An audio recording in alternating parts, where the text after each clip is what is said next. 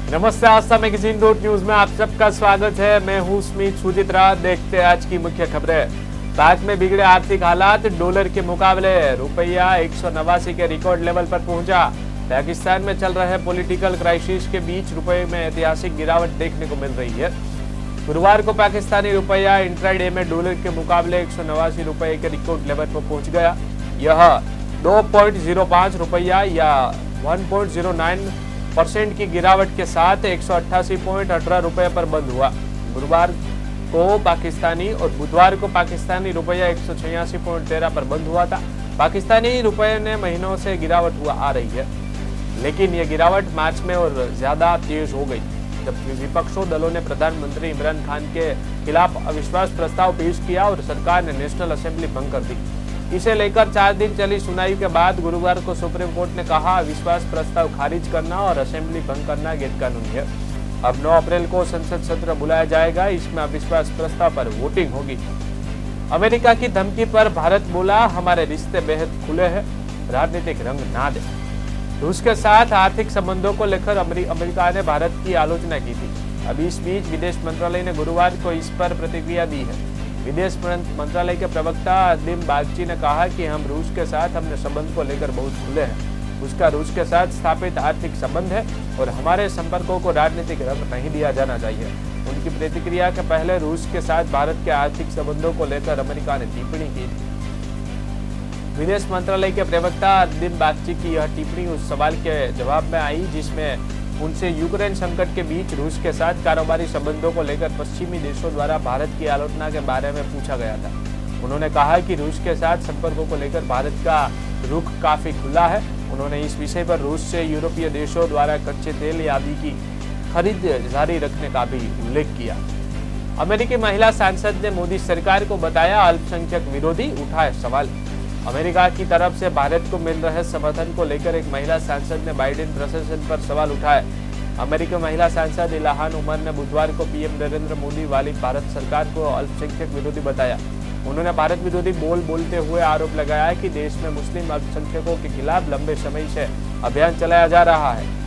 उमर यही नहीं रुकी, उन्होंने बाइडेन प्रशासन की उप विदेश मंत्री वेंडी शेरमन से सवाल किए कि भारतीय पीएम नरेंद्र मोदी की सरकार के एक स्वतंत्र व खुले क्षेत्र को बढ़ावा देने का यूएस सरकार किस तरह से समर्थन कर रही है। उन्होंने विभिन्न देशों में अमेरिकी हस्तक्षेप का मुद्दा भी उठाया, ऐसे ऐतिहासिक अन्याय करार दिया। हवाई अड्डे पर क्रैश लैंडिंग के बाद कार्गो विमान 2 हिस्सों में टूटा। कोस्टा रिका में गुरुवार को आपातकालीन लैंडिंग के दौरान एक कार्गो हवाई जहाज दुर्घटनाग्रस्त हो गया। इसके बाद सेंट जोस में अंतर्राष्ट्रीय हवाई अड्डे को अस्थायी रूप से बंद कर दिया गया। जर्मन लॉजिस्टिक दिग्गज DHL के चमकीले पीले रंग के विमान से धुआं निकल रहा था, क्योंकि उतरते समय रनवे पर फिसल गया और पीछे के पहियों के बाद से टूट गया। कोस्टा रिका के अग्निशामकों के प्रमुख हेक्टर चाउस ने कहा कि चालक दल के 2 सदस्य अच्छी स्थिति में। RBI का अनुमान 2023 में 7.2% रहेगी। GDP यानी ग्रोथ में 0.6% गिरावट, महंगाई बढ़कर 5.7%। भारतीय रिजर्व बैंक नए वित्त वर्ष की पहली बैठक में रेपो रेट को 4% पर जस रखा है, जबकि रिवर्स रेपो रेट में 0.40% की बढ़ोतरी कर 3.75% कर दिया है। यानी आपकी EMI पर कोई फर्क नहीं पड़ेगा। वही RBI ने फाइनेंशियल ईयर 23 के लिए GDP ग्रोथ अनुमान 7.8% से घटाकर 7.2% कर दिया है। महंगाई दर का अनुमान 4.5% से बढ़कर 5.7% की है। 6 अप्रैल से 8 अप्रैल तक चली मॉनेटरी पॉलिसी की मीटिंग के बाद RBI गवर्नर शक्तिकांत दास ने कहा कि सभी सदस्यों की सहमति से ब्याज दरों में बदलाव नहीं करने का फैसला लिया गया है। केंद्र के रिटायर्ड कर्मचारियों को मिलेगी भारी रकम, सरकार ने बढ़ाया DR। पेंशन और पेंशन भोगी कल्याण विभाग के अनुसार केंद्र सरकार के पेंशन भोगियों, पारिवारिक पेंशन भोगियों की महंगाई राहत 1 जनवरी 2022 से 3% बढ़ाकर 34% कर दी गई है। विभाग ने एक ट्वीट में कहा कि केंद्र सरकार के पेंशन भोगियों, मूल पेंशन के पारिवारिक पेंशन भोगियों, पारिवारिक पेंशन की नई दर को लागू करने के आदेश दिए गए हैं। नई दर 1 जनवरी 2022 से प्रभावी है। महंगाई राहत को बेसिक पेंशन और पारिवारिक पेंशन का 34% कर दिया गया है। यह पहले 31% थी। पिछले हफ्ते केंद्रीय मंत्रिमंडल ने केंद्र सरकार के कर्मचारियों को महंगाई भत्ते पर पेंशन भागियों को महंगाई राहत की एक अतिरिक्त किस्त जारी करने की मंजूरी दी थी। यह मूल वेतन के मौजूदा 31% की दर से 30% अधिक है। एयर इंडिया ने दिल्ली मॉस्को फ्लाइट कैंसिल की। जंगल की वजह से कंपनियां एयरक्राफ्ट के इंश्योरेंस को तैयार नहीं। एयर इंडिया ने हफ्ते में 2 बार ऑपरेट होने वाली अपनी दिल्ली मॉस्को फ्लाइट कैंसिल कर दी है। जिन यात्रियों ने फ्लाइट की बुकिंग की थी उन्हें पूरा रिफंड दिया जाएगा। फ्लाइट कैंसिल करने की वजह रूस यूक्रेन युद्ध के कारण एयर स्पेस में बड़े खतरे को बताया जा रहा है। ऐसे में अब मॉस्को जाने के लिए यात्री ट्रांजिट रूट का इस्तेमाल कर सकते हैं। यात्री Tashkent, Istanbul, Dubai, Abu Dhabi, Doha और अन्य देशों के रास्ते रूस पहुंच सकते हैं। एयर इंडिया उन एयरलाइंस में से है जो यूक्रेन पर रूस के हमले के बाद भी रशियन एयर स्पेस का इस्तेमाल कर रही है। एयर इंडिया की सभी फ्लाइट्स का इंश्योरेंस इंटरनेशनल एजेंसी करती है, लेकिन रशियन एयर स्पेस में बड़े खतरे की वजह से इंटरनेशनल इंश्योरेंस कंपनियों ने एयर फ्लाइट पर इंश्योरेंस देने से मना कर दिया। हालांकि एयर इंडिया का कोई आधिकारिक बयान सामने नहीं आया। भारत इस साल अपने नागरिकों को ई पासपोर्ट कर सकता है जारी। इन सुविधाओं से होगा लैस। केंद्रीय विदेश राज्य मंत्री वी मुरलीधरन ने कहा है कि सरकार वर्ष 2022-23 से अपने नागरिकों को ई पासपोर्ट जारी करने की योजना बना रही है। मुरलीधरन ने राज्यसभा में कैलेंडर वर्ष 2022 में ई पासपोर्ट जारी करने की सरकार की योजना और इसके डिटेल पर एक सवाल के जवाब में ये बात उन्हें बताया कि ई पासपोर्ट एक संयुक्त कागज और इलेक्ट्रॉनिक पासपोर्ट होगा, जिसमें एक embedded radio frequency identification chip और एंटेना बैक कवर में एक रूट के तौर पर एम्बेडेड होगा। मुरलीधरन ने कहा, पासपोर्ट की जरूरी जानकारी उसके डेटाबेस पर प्रिंट होने के साथ साथ चिप में भी स्टोर की जाएगी। दस्तावेज और चिप के विशेषताएं अंतर नागरिक उन्नयन संगठन के दस्तावेज 9303 में निर्दिष्ट है। 70 से 400 रुपए किलो पर पहुंचा नींबू। बेमौसम बारिश से बिगड़ा खेल। नींबू की बढ़ती कीमतों ने आम आदमी की रसोई का बजट बिगाड़ दिया है।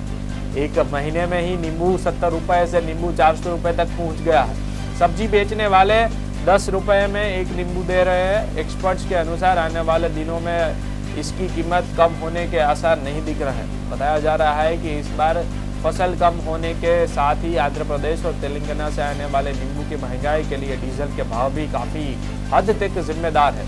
डीजल की कीमतों में बढ़ोतरी से माल भाड़े में भी 15% की बढ़ोतरी हो गई।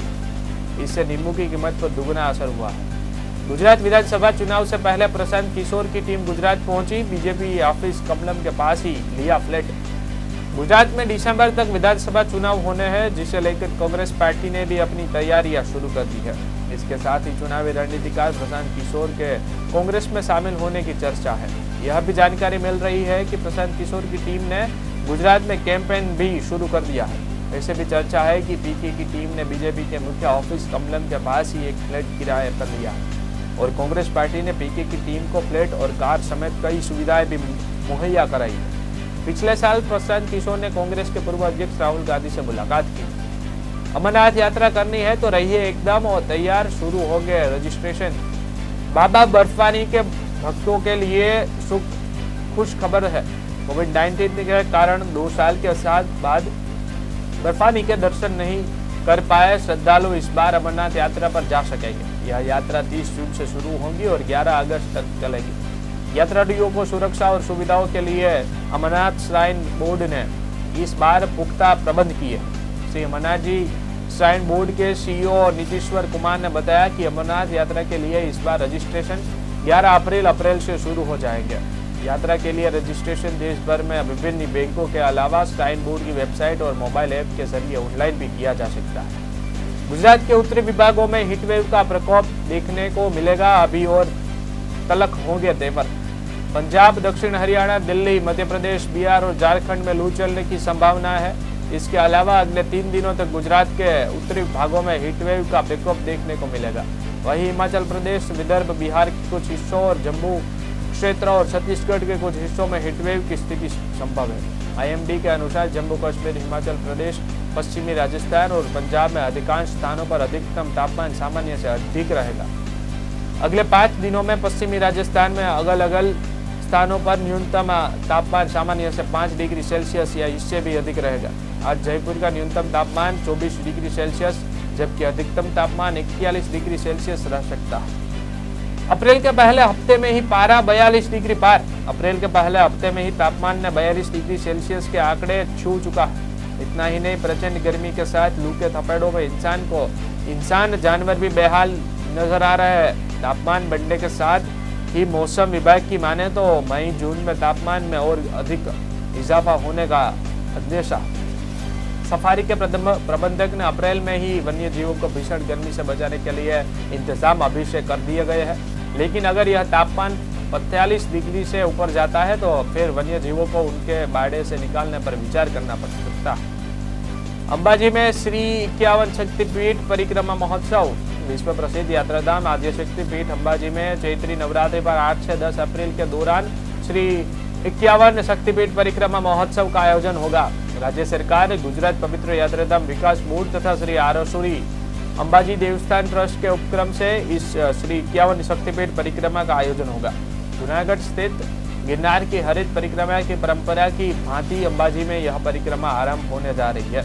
आद्य शक्ति धाम के दर्शन को आने वाले लाखों श्रद्धालुओं अब एक ही स्थान पर एक साथ 51 शक्तिपीठों के दर्शन का लाभ नहीं लगा। मुख्यमंत्री भूपेंद्र पटेल शुक्रवार शाम अंबाजी धाम पहुंचेंगे और राज्य शक्ति अम्बा का पूजन अर्चन करेंगे। वे इस अवसर पर अंबाजी गब्बर से 13.35 करोड़ रुपए की लागत में नवनिर्मित लाइट एंड साउंड शो का लोकार्पण करेंगे। पटेल कोटेश्वर महामंदिर में 3 करोड़ की लागत से होने वाले नवीनीकरण कार्यों तथा यात्री सुविधाओं का निरीक्षण भी करेंगे। पशुपालकों के विरोध के बीच गुजरात पशु नियंत्रण विधेयक फिलहाल स्थगित। गुजरात सरकार ने एक अहम निर्णय में मवेशी नियंत्रण विधेयक को लागू करने का निर्णय फिलहाल स्थगित कर दिया है। मालधारी समाज के नेताओं की मुख्यमंत्री भूपेंद्र पटेल के साथ हुई बैठक के बाद यह निर्णय लिया गया। राज्य सरकार के प्रवक्ता जीतू वाघाणी के मुताबिक अब जब तक मालधारी समाज के नेताओं की सभी मांगों का उचित निपटारा नहीं हो जाता तब तक यह विधेयक स्थगित रहेगा। उन्होंने कहा कि गांधीनगर में गुरुवार को मुख्यमंत्री आवास पर मुख्यमंत्री भूपेंद्र पटेल और शहरी विकास राज्य मंत्री विनोद मोरडिया की उपस्थिति में मालधारी समाज के नेताओं के साथ दूसरी बार बैठक हुई। इस बैठक में इस कानून से किसी भी समूह अथवा नागरिकों को दिक्कत नहीं होने के उद्देश्य से मुख्यमंत्री ने फिलहाल कानून स्थगित करने का निर्णय लिया। आसाराम बापू के आश्रम में कार से मिला लड़की का शव। आश्रम शील संत आसाराम बापू के आश्रम में कार में लड़की का शव पाया गया। मौके पर भीड़ जमा हो गई। वही घटना की जानकारी मिलते ही पहुंची पुलिस ने शव को कब्जे में लिया। पुलिस ने वह शव को पोस्टमार्टम के लिए भेज दिया और आश्रम को सील कर दिया गया। मामले की जांच जारी है। पुलिस के अनुसार मृतक लड़की अपने घर से 4 दिन गायब थी। 5वें दिन उसका शव आसाराम बापू के आश्रम में कई दिनों में खड़ी कार से मिला। कार के अंदर से दुर्गंध आने पर आश्रम के कर्मचारी ने गाड़ी खोलकर देखा तो उसकी अंदर से शव बरामद किया। पटना नगर कोतवाली क्षेत्र के बिमोर गांव में स्थित आसाराम बापू के आश्रम की है। मौके पर पहुंची पुलिस ने कार और आश्रम दोनों को सील कर दिया और मामले की जांच में जुट गई है। पुलिस ने बताया कि शुरुआती जांच में हत्या व शव को छिपाए जाने का मामले प्रतीत हो रहा है। बड़े शहरों में मांग घटने से गेहूं के भाव में 150 रुपए क्विंटल की गिरावट। कृषि उपज मंडी में अब जब गेहूं की बम्पर आवक शुरू हुई तो गेहूं के दाम गिरने लगे हैं। पिछले एक सप्ताह के दामों पर नजर डाली जाए तो 150 रुपए तक की महंगी आई हुई है। गेहूं के दामों में मंदी आने का कारण व्यापारी बड़े शहरों में मांग कम होना बता रहे हैं। व्यापारियों का कहना है कि अभी 100 रुपए क्विंटल तक और गेहूं के दाम गिरने की संभावना बढ़ी हुई है। कृषि उपज मंडी में गेहूं की जोरदार आवक बनी हुई है। 25 मार्च से 3 अप्रैल तक 9 दिन तक मंडी बंद होने के बाद 4 अप्रैल से मंडी में खरीदी शुरू हुई, लेकिन पहले दिन से ही गेहूं के दामों में गिरावट आना शुरू हो गई है। जबकि इन दिनों 20 से 25 हजार क्विंटल गेहूं की रोज आवक हो रही है। गुरुवार को आवक 31,000 बोरों की रही। मंडी में मालवा और तेजस किस्म का गेहूं 1785 और 1930 रुपए प्रति क्विंटल तक और 1544 1950 से 2716 रुपए तक प्रति क्विंटल तक में नीलाम हुआ है। गुजरात में सोने की कीमतों में आ रहा लगातार उछाल। भारतीय सराफा बाजार में सोने चांदी के रेट में उतार चढ़ाव की स्थिति बनी हुई है। गुजरात राज्य में सोने चांदी का कारोबार रोज होता है और लोगों के रोजगार का जरिया भी बनता है। गुजरात में आज 8 अप्रैल को सोने की कीमतों में पिछले दिनों के मुकाबले उछाल देखने को मिला है। आइए जानते हैं कि राज्य में सोना चांदी किस भाव में मिल रहा है। तो कल को 1 ग्राम 22 कैरेट गोल्ड की कीमत 4,808 रुपए थी। इसका मतलब यह हुआ कि पर ग्राम गोल्ड प्राइस महंगा हुआ है। वहीं 24 कैरेट गोल्ड की कीमत आज 5,266 रुपए तो कल 5,222 रुपए थी। वाहन मालिक ध्यान दे, व्हीकल्स फिटनेस टेस्ट के लिए सरकार लाए नया नियम। सरकार ने स्वचालित परीक्षण स्टेशनों के जरिए वाहनों का फिटनेस परीक्षण अनिवार्य कर दिया है। हालांकि तुरंत लागू नहीं किया गया, इसे चरणबद्ध तरीके से अप्रैल 2023 से लागू किया जाएगा। सड़क परिवहन और राजमार्ग मंत्रालय ने गुरुवार को एक आधिकारिक बयान में कहा है कि 1 अप्रैल 2023 से स्वचालित परीक्षण स्टेशनों के जरिए भारी माल वाहनों और भारी यात्रा मोटर वाहनों के लिए फिटनेस परीक्षण अनिवार्य किया जाएगा। वहीं मध्यम आकार के माल ढुलाई वाहनों या मध्यम यात्री मोटर वाहनों और हल्के मोटर वाहनों के लिए यह नियम 1 जून 2024 से प्रभावित होगा। मंत्रालय ने प्रेस विज्ञप्ति जारी कर रहा। केंद्रीय मोटर वाहन नियम 1999 से प्रावधान 175 के अनुसार पंजीकृत स्वचालित परीक्षण स्टेशन के जरिए ही मोटर वाहनों की अनिवार्य फिटनेस जांच के संबंध में 5 अप्रैल 2022 को एक अधिसूचना जारी की। देश दुनिया के सभी समाचार जानने के लिए देखते रहे आस्था मैगजीन .न्यूज। धन्यवाद।